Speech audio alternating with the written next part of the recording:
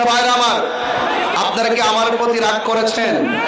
আমার মা বোনদেরকে বলছি, নামাজ যেমন ফরজ পর্দাও, বলেন নামাজ যেমন ফরজ পর্দাও ফরজ, এই জন্য সেই পর্দার দরকার আছে না নাই?